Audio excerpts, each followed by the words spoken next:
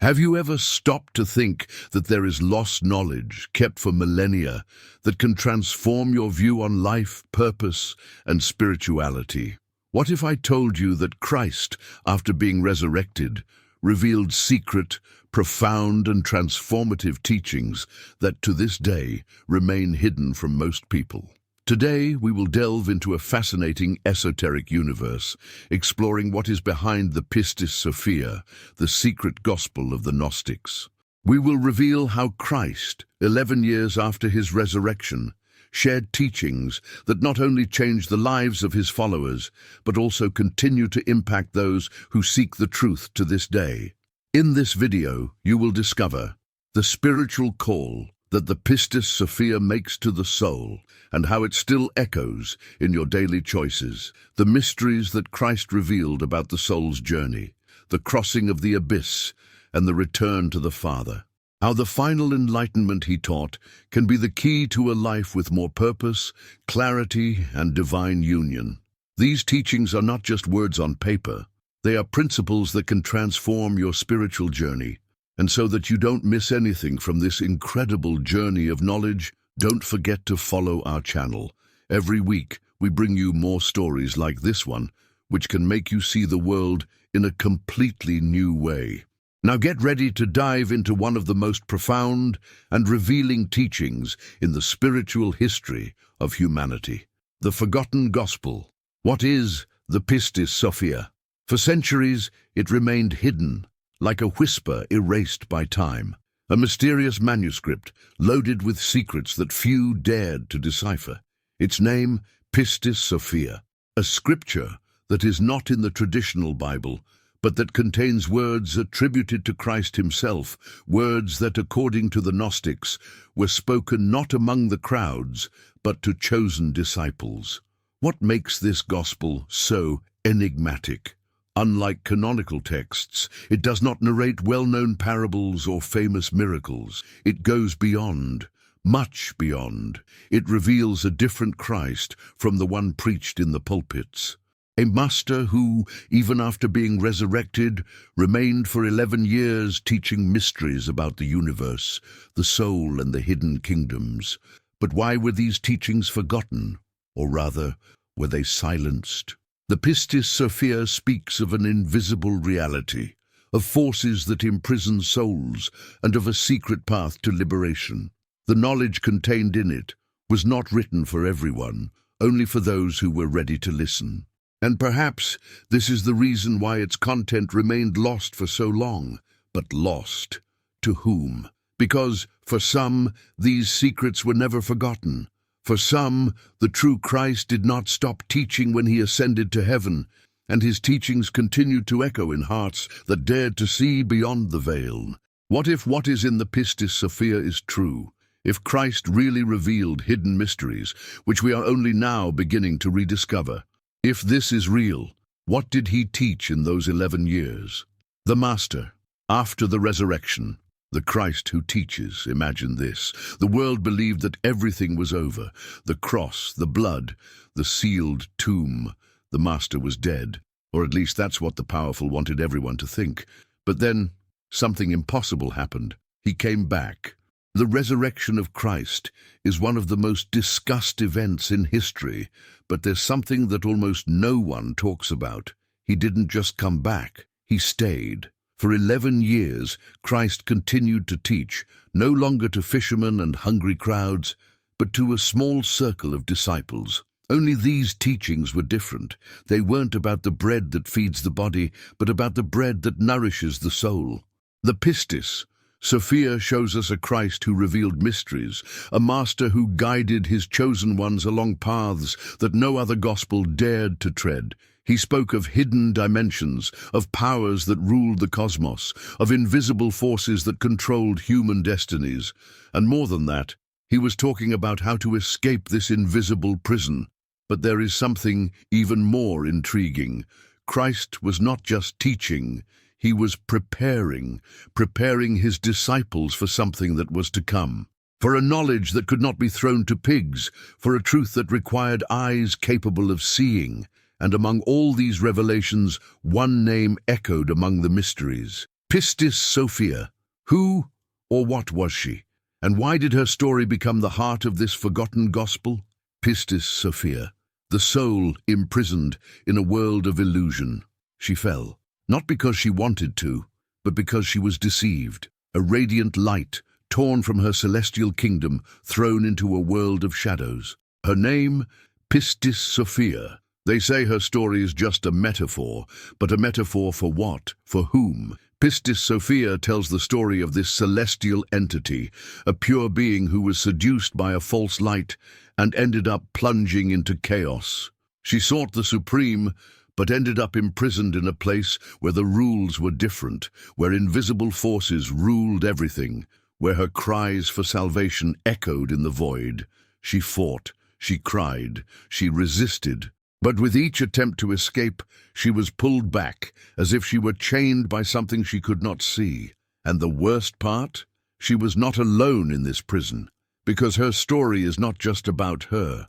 Sophia symbolizes much more than a lost celestial being. Her fall is a mirror, a reflection, for every soul who has ever felt that this world is not their true home, for everyone who has ever realized that there is something wrong with the reality we have been told. But if there is a prison, there must also be a key, and the teachings of Christ revealed in the Pistis Sophia speak of this, of a way out, a path hidden in the folds of existence. But escape is not simple, not when there is something or someone working to keep us here, because the Pistis Sophia speaks of them, of the archons.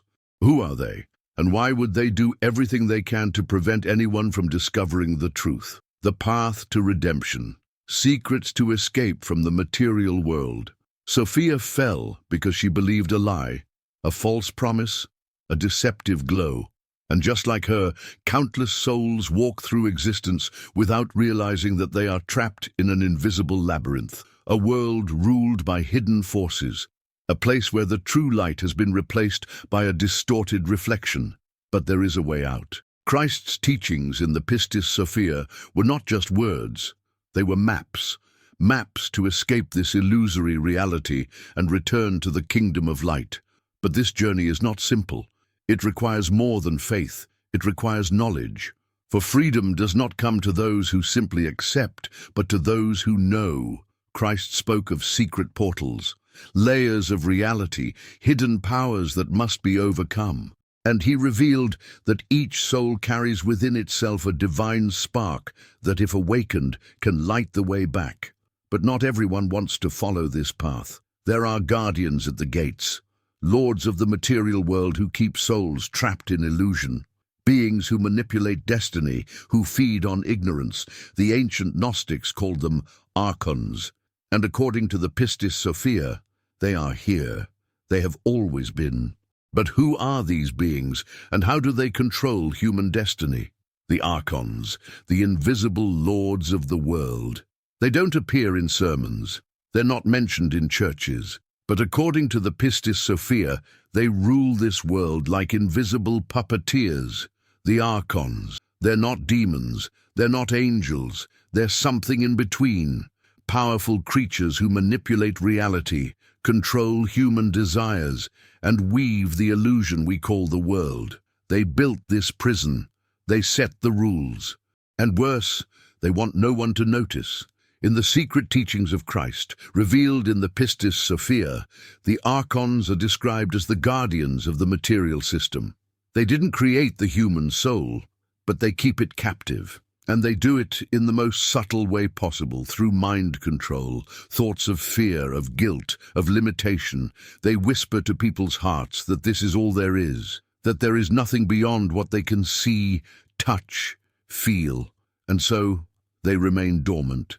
But some awaken, some realize that something is wrong, that there are missing pieces in the puzzle of existence, that there is a truth hidden beneath layers of deception, and these souls are dangerous to the archons, because when a soul awakens, it becomes a threat to the very system that keeps them in control. But if they are so powerful, how can anyone resist? Is there a way to escape the invisible rule of these masters? The answer may lie in the key that Christ gave to his closest disciples. a lost knowledge that allows one to cross the invisible barriers of reality. But where has this key been hidden? Who protects it now? The lost key, the knowledge that sets you free. They tried to erase it. They hid it under layers of dogma. They silenced those who dared to mention it. But the key was never destroyed. It just remained hidden. In the secret teachings of Christ, recorded in the Pistis Sophia, this key appears as something that cannot be given, only awakened within each one. It is not an object, nor a sacred symbol. It is something deeper. It lies in knowledge, in the recognition of illusion, in the understanding that the visible world is only a shell, a shadow of what is real.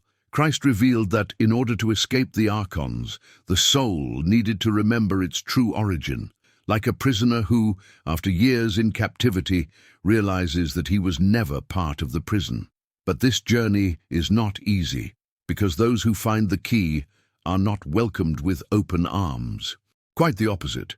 The ancient Gnostics said that the moment a soul begins to awaken, the world around it becomes agitated. Obstacles arise, doubts multiply, invisible forces try to drag it back to unconsciousness. This is because escape is not just a spiritual path, it is a battle. And in this battle, the key to knowledge needs to be protected. But protected from whom? Who are those who, over the centuries, have tried to keep this secret locked away? And most importantly, where is this key now? The keepers of the secret. Who hid the truth? The truth never disappeared. It was buried, hidden, replaced with carefully crafted stories so that no one would ask the right questions. Since the earliest centuries of Christianity, those who knew the mysteries of the Pistis Sophia were persecuted. The Gnostics spoke of a Christ who taught more than was permitted, of a knowledge that liberated but also threatened the foundations of power. And then, what happened? Manuscripts were burned, teachers were silenced. The idea that the world was a prison and that there was a hidden path to escape was erased. In its place was erected a structured, controlled faith where few questions were allowed and no answers led beyond the walls erected by the archons themselves. But not everyone forgot. Throughout the centuries, secret societies, mystics and seekers have preserved fragments of this knowledge. He was in the symbols, in the hidden parables, between the lines of forbidden texts. He survived. And now, in our day and age, he is coming back to light. But is the world ready for this? If this truth has been hidden for so long, who is still fighting to ensure that it is never revealed? The architects of illusion. Who controls reality? Nothing we see is by chance.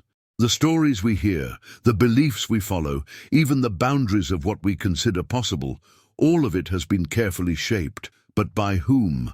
The Pistis Sophia speaks of forces that govern this shadow world. But we're not talking about kings or emperors, or even visible institutions. The true architects of illusion operate in the shadows. The Gnostics believed that the archons not only controlled human emotions and thoughts, but also built a system to ensure that no one escaped. An invisible labyrinth made of distractions, fears, and programmed desires. And if you look around, you'll see the signs of it. Why do some stories disappear while others are repeated endlessly? Why are certain ideas ridiculed before they're even understood?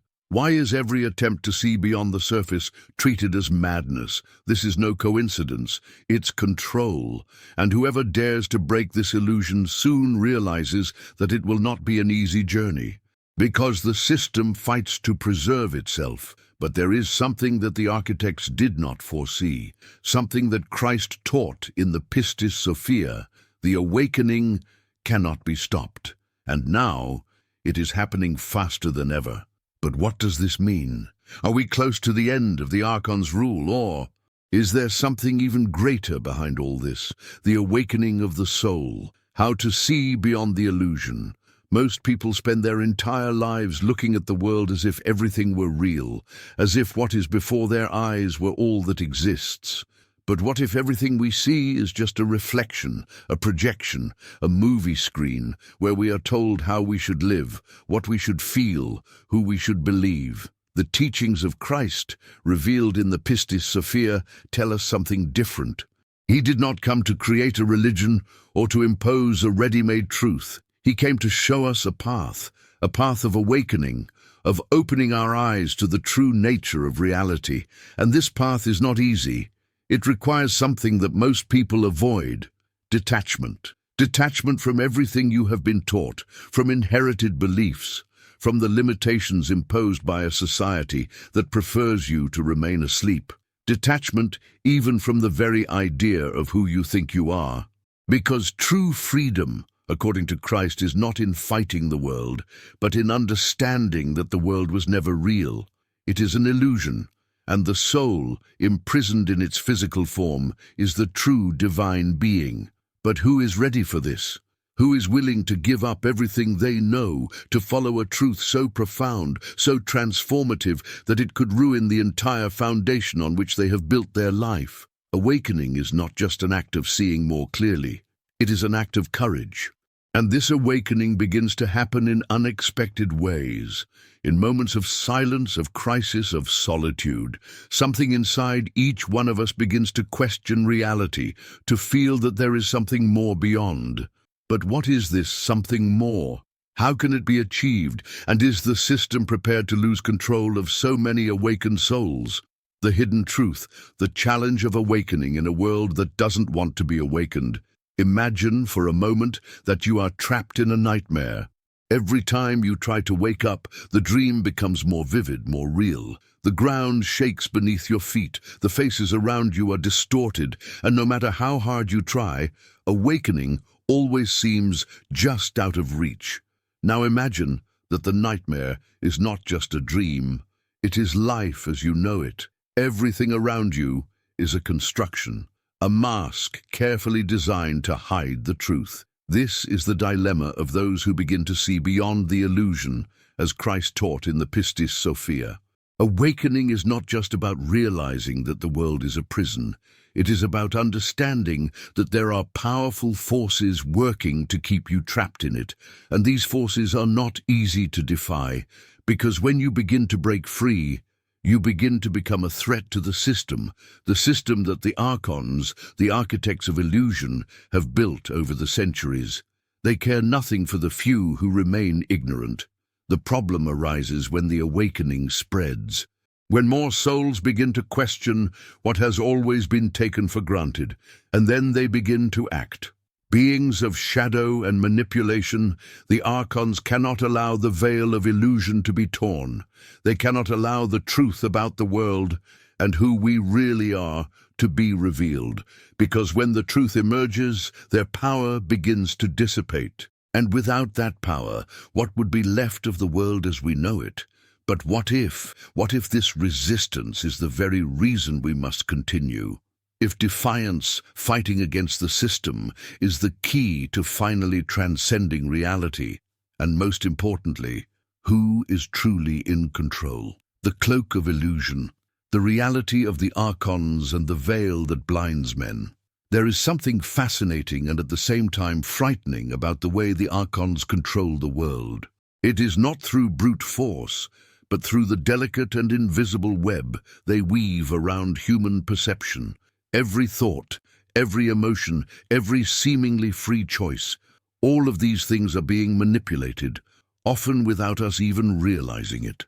Imagine that the world around you is a stage, and you, as a character, are playing a pre-written role. Not in an obvious way, but in a plot so well planned that you do not even notice the invisible threads that connect you to a destiny that seems inevitable. You wake up, go to work, talk to others, consume the same stories, follow the same patterns. All of this because there is a veil. This veil is the illusion in which we live, the feeling that life is just this, what we see and touch. That our fears and desires are only ours, without understanding that there is something greater behind it all. And this veil is guarded and sustained by the archons, who feed and amplify the illusion with every tool at their disposal. But what happens when the veil begins to tear? When a person begins to see what is really happening behind the curtain? when a soul, with courage and knowledge, begins to question everything around them. These souls become dangerous to the system. They are no longer trapped in the web that the archons have woven. They are able to see reality beyond the limited perception of the physical world.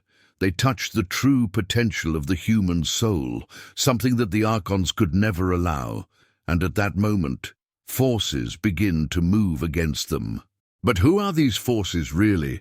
And what is the next step when the veil begins to tear? Who will be the next to see beyond what has always been presented? The hero's journey, the soul that seeks truth beyond illusion. The journey of those who begin to question the world is a lonely one, not because there is only one truth, but because it can only be discovered by each soul individually. There is no map, no clear guide to show the way.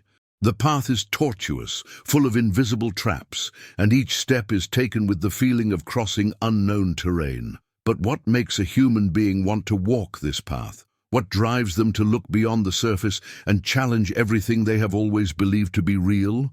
The answer lies in something that exists within all of us, an inner flame, an intuition that knows there is more.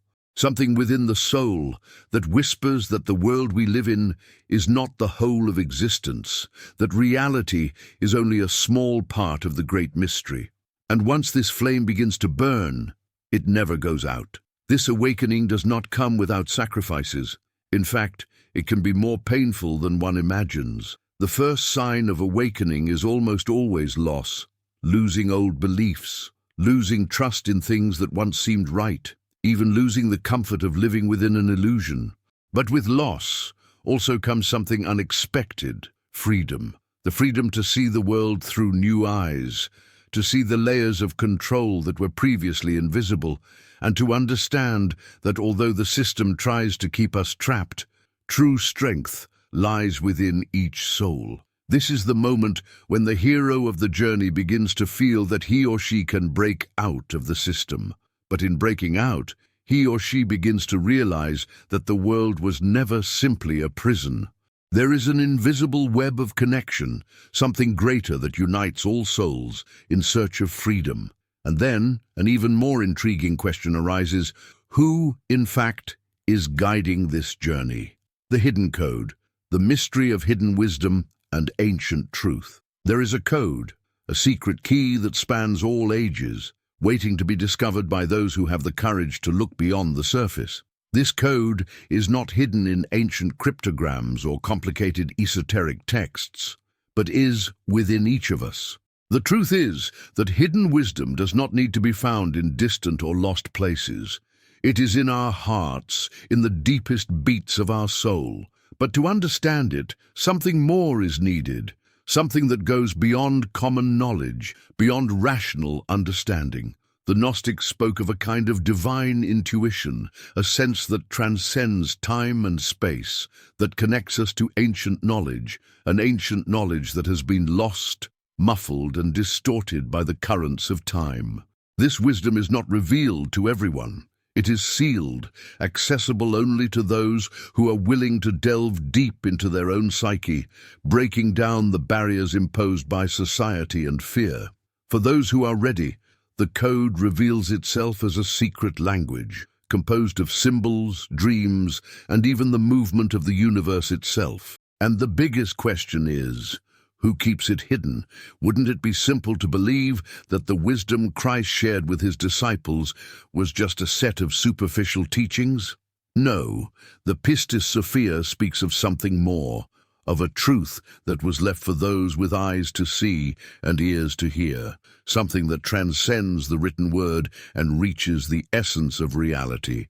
But what would happen if more souls awakened to this ancient truth? If more people began to see the hidden code between the lines of everyday life, feeling reality with a new depth? What indeed could happen when the layers of manipulation fall away and the veil of illusion is undone? Confronting the mirror, the enigma of authenticity and personal truth. There comes a time in the journey of awakening when the greatest challenge is no longer outside of us. It's no longer the shadows that rule the world, nor the archons manipulating the puppets. The greatest enigma begins to reveal itself within our own being, the struggle for authenticity, the confrontation with the mirror that reflects not only our image, but the shadows of our soul, that which we fear to see, that which we have been forced to hide. Like a distorted reflection of who we are, it reveals the fragments of our true self, fragments that, many times, we would prefer to keep buried. The Pistis Sophia teaches us that, before any external transformation, the true revolution begins within ourselves. It is not easy, it is not simple, because when we face the mirror, we are forced to confront our own lies. The lies we tell others, yes, but most importantly, the lies we tell ourselves. It is the hidden truth in our hearts that becomes the greatest obstacle. Who are we, really? How many layers of I have we created over the years to hide from the truth, to run away from our own vulnerabilities? Who are we behind the masks we wear to please others or to hide our weaknesses? This search for personal truth is a lonely path, because contrary to what many expect, there is no magical revelation or easy answer. Awakening to authenticity requires that you somehow strip away all the falseness you have accumulated throughout your life. And when that happens, there is something amazing, a clarity that has never been seen before. But who has the courage to break the mirror and truly face the essence of their own soul? And more importantly, what happens after seeing the truth within yourself? How will the path of self-discovery unfold now that the illusion of who you thought you were has been dissolved? The lost key, the power of silence, and the whisper of universal wisdom. In a world full of noise where every corner is invaded by opinions, desires, and distractions, there is a secret that few can perceive: the power of silence. A deep and reverent silence, where the echo of the world's words fades, and in their place a whisper is born. This whisper is not of a human being, but of something much greater, the voice of universal wisdom, the true knowledge that transcends time and the limitations of the mind. What is silence, if not the space in which the soul can hear what cannot be heard?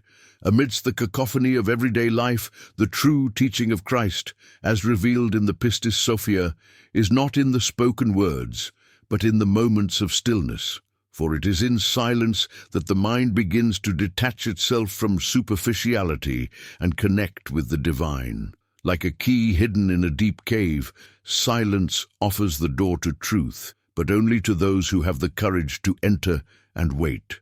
And yet, it is easy to get lost in the idea that speaking, acting, doing something is always the right path. But the true journey to wisdom is not found in external actions, but in letting go of actions. True freedom comes when one learns to listen, observe, and be. But why is silence so powerful? Why does it hold the key to awakening? In silence, the layers of distraction are peeled away, and the inner voices begin to align. It is as if, for a brief moment, the entire world ceases to exist, and the only sound is that of your soul connecting with the universal flow of existence. Silence brings the revelation of what is deepest within our being. And what happens when one finally understands the power of this silence? When the mind stops fighting the natural flow of life and surrenders to its inner wisdom? What is revealed when the outside world becomes distant and for the first time a new reality begins to take shape? Returning to the garden, awakening to unity and reconciliation of the spirit.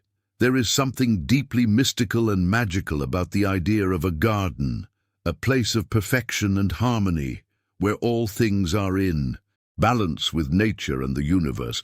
But what if this garden were not a place lost in time? What if it were actually a state of being, a spiritual condition of the human soul that has been forgotten over the centuries? What if, throughout our journey, we remembered that the essence of the garden has always been within us? Returning to the garden is more than a metaphor. It is not simply a search for a distant place or a romantic idea of something that has already passed. The garden is the primordial unity that we all seek, a state of reconciliation between spirit and matter, between the divine and the human.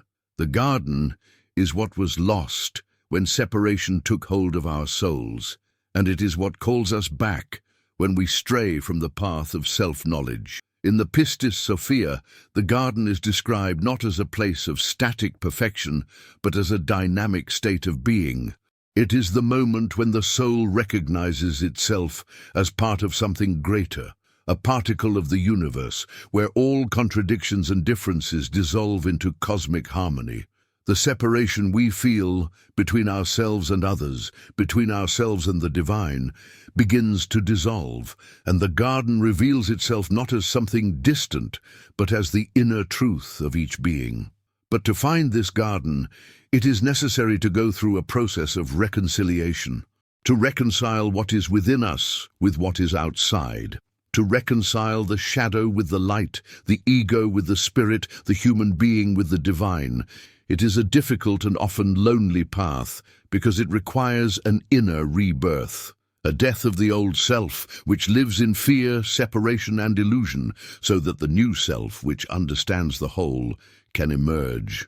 And as the soul takes this path of reconciliation, it begins to realize that unity lies not only in the perfection of a garden, but in the acceptance of all that is. And at that moment, a new question begins to form. What is necessary for us to truly live in this state of unity and harmony? What do we need to let go of in order to finally return to the lost garden? The revelation of the eternal flame, awakening to unconditional love. There is a flame, invisible to the eye, but burning in the heart of every human being. A flame that never goes out, no matter how much the darkness around us tries to smother it. It is within us, waiting patiently to be recognized, to be fed, to expand. This flame is unconditional love, the primordial force that unites all things and transcends time, space, and even death itself. But what does this love mean in its purest essence? It is not romantic love or the superficial affection that we experience in everyday life. It is not a love that can be measured or negotiated. It is a deep and all-encompassing force that sees beyond faults, beyond separations, beyond differences. Unconditional love is the kind that demands nothing in return, that embraces all things, even the most difficult to accept. It transcends our human understanding, because it is not tied to ego, fear, or desire. It simply is. In the Pistis Sophia, it is said that this love is the essence of the resurrected Christ, the divine energy that emanates from the heart of God. But for it to reveal itself in our own lives, we need to go through a process of purification, an internal transformation. Unconditional love cannot exist in the heart of someone who still harbors resentment, fear, or attachment. It demands surrender, a total surrender to the flow of life, without resisting the ups and downs of existence. By coming into contact with this eternal flame, we are called to become channels of this love in the world. We are invited to extend this flame to others, not because we need them, but because we recognize the unity of all beings. Unconditional love teaches us that there is no separation between ourselves and the other, between ourselves and the divine. Everything is a reflection of the same essence, and that is why to truly love is to see God in everything. But how can we sustain this love in such a fragmented world? How can we, as individuals, live in a state of pure and constant love when we are surrounded by so much fear and pain? And most importantly, what happens when unconditional love begins to spread and shape our actions and thoughts? How does it transform our relationships, our choices, our very understanding of life? The crossing of the abyss, the encounter with death, and the rebirth of the soul. There are times in life when we are confronted with the abyss, that deep void where the light seems to fade and reality disintegrates. The abyss is not just a metaphor for loss, suffering, and despair. It is real, and in many cases it calls to us in such an imposing way that there is no way to avoid it. But the abyss, like the darkest night, is not the end. It is, in fact, a portal, a crossing, where the soul must shed its old garments and cross to the other side. In the Pistis Sophia, the abyss is described as a region of shadows, where the archons, the forces of illusion and separation, exert their power. But the abyss is also the place where the soul, when faced with its own death, encounters the greatest challenge of all, the death of the ego. And for the soul that ventures into this abyss, there is no other choice but transformation. To rise again, to be reborn, the soul must first disappear. True death is the death of the I that we believe ourselves to be, the I that lives for the world, for others, for appearances, for the ego. But what is death if not a crossing to something greater?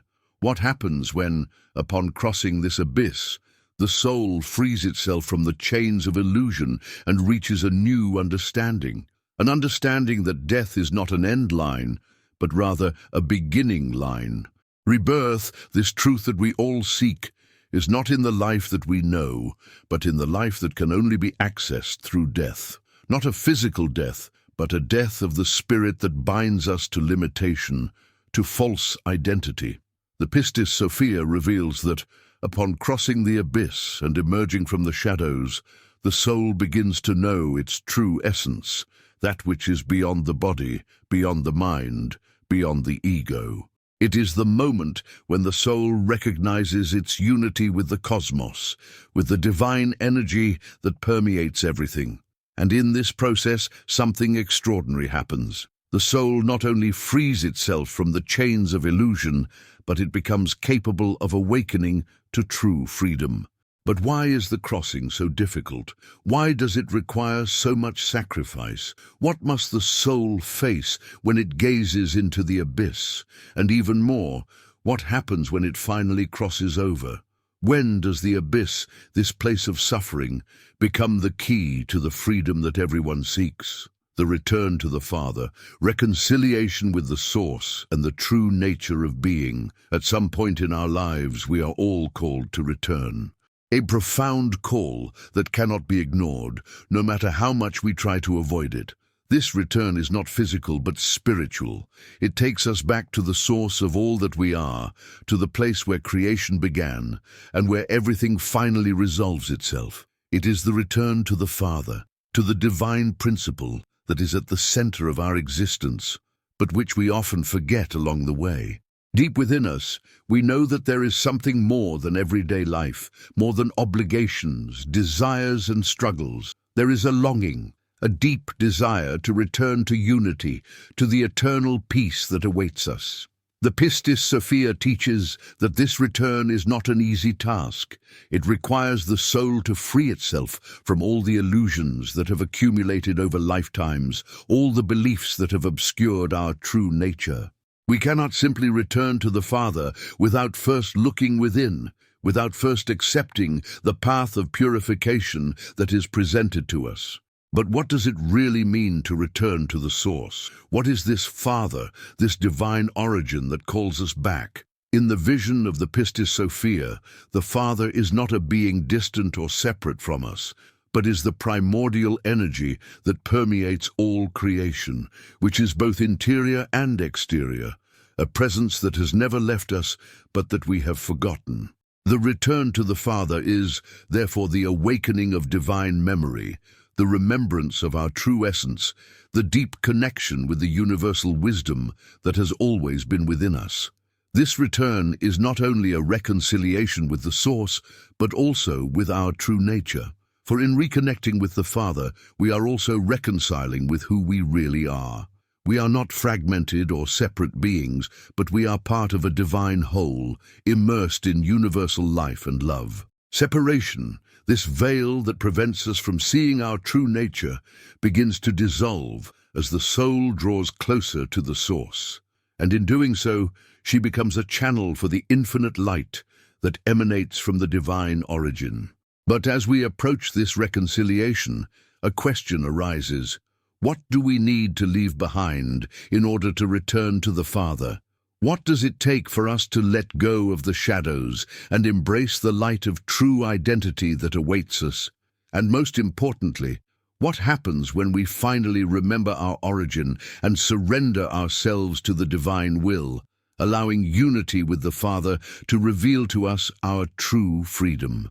The final enlightenment, awakening to universal truth and eternal purpose.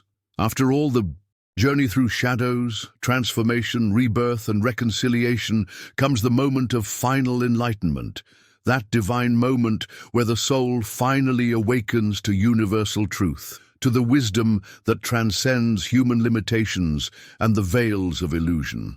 This is the moment when the soul knows reality in its totality, not just the physical reality that we see, but the spiritual reality, where the separation between the divine and the human dissolves. In the Pistis Sophia, enlightenment is not just the awakening to an intellectual or philosophical understanding, it is a direct experience of union with the spiritual world, where the soul accesses a deeper vision of creation, a perception that goes beyond the ego and individuality. Enlightenment is the return to the primordial state of oneness, where the soul knows its eternal connection with the divine as a reflection of God's own light. The enlightened soul is one who sees the world with new eyes, eyes of compassion, wisdom, and understanding. There is no more confusion, no more fear. Life becomes clear, full, and the person becomes a channel of divine light. The transformation is complete. The being becomes a perfect reflection of universal truth, of that which has always been, but which is only now fully revealed. And with this revelation, the eternal purpose of the soul becomes evident. Every being, every soul has a divine mission, a reason for being here at this moment in this world, with a role to play in the great plan of creation. When the soul awakens to its true nature, it recognizes its purpose and surrenders itself to the service of the greater good. It no longer seeks approval or recognition, for it knows that its mission goes beyond the material plane. The true purpose of the soul is to be a channel for divine light and wisdom, guiding others on the path of truth. This awakening, this ultimate illumination, is not something that happens all at once, but is a constant journey of growth and understanding. Each step taken, each challenge overcome, brings the soul closer to its true freedom, a freedom that is not in the outer world, but in the inner reconciliation with the divine. And so, with the enlightened soul, the cycle closes, and yet it never ends. Because universal truth, divine light, is always within our reach, ever present, ready to be rediscovered with each new day. If this story touched your heart, share this video with those you love. Let's spread this message of light, transformation, and purpose. And if you haven't already, follow our channel for more stories that can awaken your soul and guide you on your own journey of enlightenment. Together, we can walk toward truth, into a world more filled with light and love.